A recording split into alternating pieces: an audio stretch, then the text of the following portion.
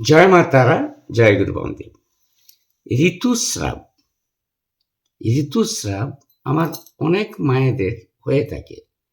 এখন 90% মায়েদের ঋতুস্রাবের সময় অনেক কিছু হয়। অনিয়মিত ঋতুস্রাব বা যন্ত্রণা বা অধিক ঋতুস্রাব হয়ে থাকে।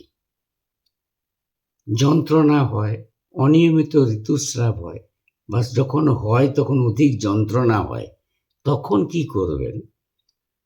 9 থেকে 10 রতি রক্ত প্রবাল ধারণ করতে হবে।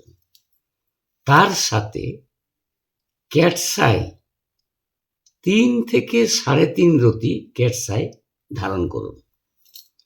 আপনি অনেক রিলিফ পাবেন, কিন্তু রত্ন সঠিক হওয়া চাই। পরীক্ষা করে ধারণ করুন। তোমাদের পাশে আছি। সকলে ভালো থেকো। আমার ভিডিও ভালো লাগলে পাশে থেকো। রাধা রাধা।